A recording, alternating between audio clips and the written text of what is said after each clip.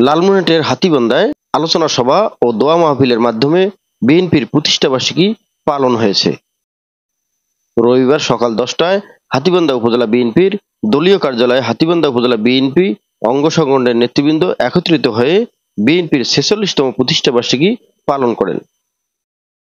এ সময় BNP chairperson Begum Khaleda জিয়ার রোগ মুক্তির জন্য দোয়া করেন নেতৃবৃন্দ এবং বৈষম্য বিরোধী আন্দোলনে নিহত সকল ছাত্রছাত্রীদের আত্মার মাগফিরাত কামনা করে দোয়া করা হয়।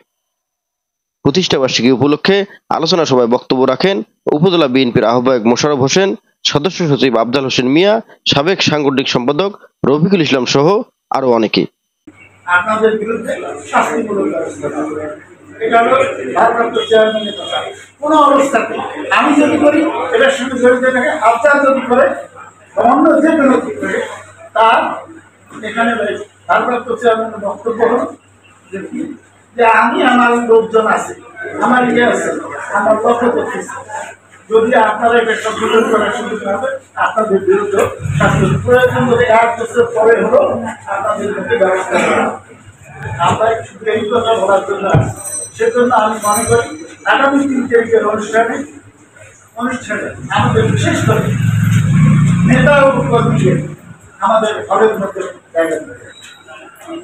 ইউনিয়ন পর্যায়ে এবং যারা অঙ্গ সংগঠনের নেতা ও কর্মীরা আছে তাদের মধ্যে বিশেষ করে দায়িত্বপ্রাপ্ত যারা আছে প্রতিটি ইউনিয়নে অন্তত প্রতিটি অঙ্গ সংগঠন 2-3 জন বা 4 জন তাদেরকে অবশ্যই অনুরোধ জায়গা দিতে হবে। এখন আমরা হাজার এটা আমরা করতাম 10,000 15,000 লোক হবে না, কিন্তু আমার মূল লক্ষ্য ওদের কি তাদের নেতাদের কিছু বলা, সেটা কি আমরা পারবো? সেটা কিন্তু দেখার জন্য হাজার লোক। আমার অনুরোধ থাকবে আজকে আপনার সিদ্ধান্ত নেবেন। আমি অনুরোধ করি যে প্রতিটি ইউনিয়ন থেকে আপনারা মিটিং করবেন, হলের ভিতরে কারা আমি একটা আহ্বায়ক কমিটি আমি করে দিয়েছি শৃঙ্খলার জন্য।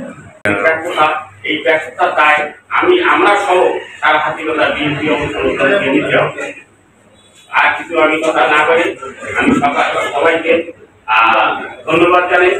আগামী 3 তারিখের প্রোগ্রামকে পরিস্ফুটিত করার জন্য, জনসমুদ্রে রূপান্তরিত করার জন্য আপনাদের প্রতি আহ্বান রেখে আমি আমার সংক্ষিপ্ত বক্তব্য এখানে শেষ করছি।